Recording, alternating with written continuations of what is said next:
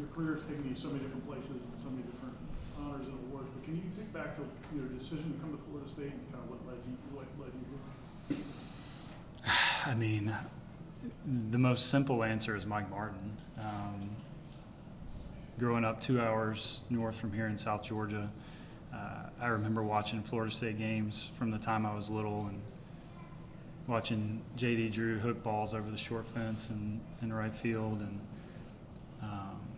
when I got to come to some games in high school, I was hooked. I was hooked by the atmosphere, the intensity of the way that 11 coached, and was not let down by that when I got here. Saw right away how quickly he loves the game of baseball, and I greatly benefited because of that. During your professional career, how much were you able to keep up with them as they went through their seasons? Some years were easier than others. I mean, obviously being on the West Coast, the time difference makes it a little tough, but I was always checking in with 11 a couple times a year, and then I was a fan. I was a fan when I was gone, and was hoping they'd make a run at Omaha every year, just like I will be, with this team and going forward. Lester, just moments in the specialness of today. Just where does that rank for you? I guess just you've had so many moments, but a day like this to have it in the time. Yeah, I mean it's a tremendous honor. It's hard to put into words. I mean, I mentioned coming to some games and watching it when I was in high school, and truly just wanted to spend time on the field and have a chance to compete. So if you would have told me as a 16, 17-year-old, that one day I'd have my jersey up there on the wall, I would have laughed at you. And I'll say this too. I mean, I feel like, which I know the field is named after him, but I think so highly of 11 that it almost doesn't feel right to me for my jersey to be up there next to his. Like, I feel like his should stand alone. What do you credit Mike Martin, your time here for? I mean, your quick path through the minors and obviously the success you had as a professional. I think it's a mental toughness. I think that's what he brought to the table. It was he was passionate even in 97 degrees in fall practice. He was passionate about getting better, about teaching, about helping people understand the power of what their mind was and how it could help them through tough times. And it's some of those lessons that I took all the way through my big league career, and lessons now as a dad that I want to instill in my own children. That a lot of times if you take your mind somewhere, your body's going to follow you, and sometimes that's a hard thing to understand as a young person. But through experience and different difficulties, you see that that's actually true. We know you addressed the team a little while ago. What was it like looking at those guys and remembering that was you 15, 16, 17 years ago? Doesn't seem like it was that long ago.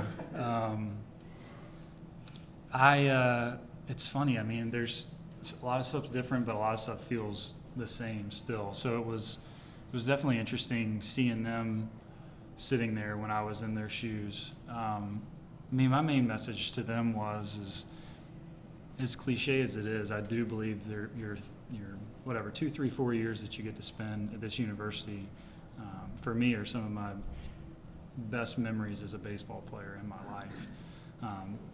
Not only just as a baseball player, but the time that you spend with your teammates away from the field. I mean, they become your best friends, and it's true. It's unique, right? Even in high school, you're not spending time away from the field with your teammates like you are in college, and in professional baseball, you're not spending time away from the field with your teammates. It's a really interesting sweet spot of becoming great friends that some are going to last for a lifetime, but also having the opportunity to go and compete for a championship.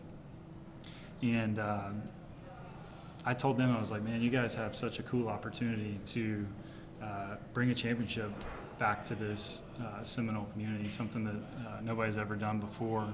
And obviously you don't want to get too far ahead and you got to stay in the moment, but it's pretty cool that that's still out there on the table. I guess it's not cool, but we'd like for them to accomplish that. I know you're part of the ownership now, and what are some of the other things you have on the horizon now that you're not on? 4 kids. Yeah, 4 kids are keeping us busy. I'm really enjoying that. I mean, I'm in the carpool lane a lot. Told my wife she's gonna have to pick me up a little bit. I'm kind of getting worn out in the carpool lane, but really just enjoying time with them. I'm on the board for the V Foundation as well. So my wife and I have raised money for pediatric cancer research for the last 6 or 7 years. So still doing that.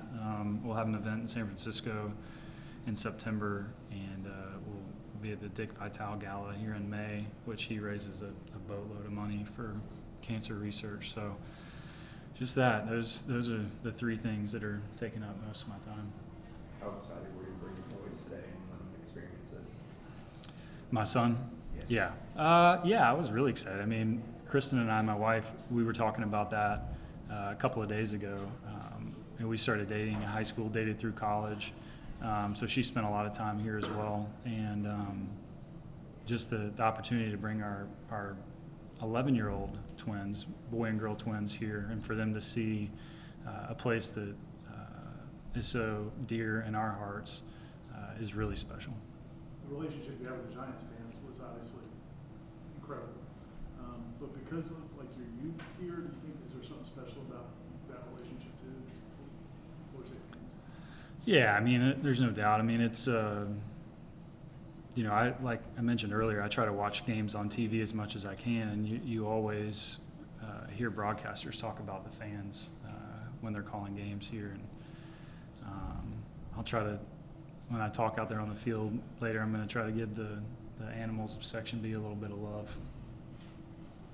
Mike Martin Jr., how instrumental was he in your career, the move to catcher? Is that something that would have happened if you would have gone to another school or in the minors at some point? And how important was that for you? Yeah, very important. I mean, I think with Junior, what was so great for me is that he was a catcher himself. And so it was easy to, when I was going through the learning process, I had a guy that had, you know, gone through the same things that I had.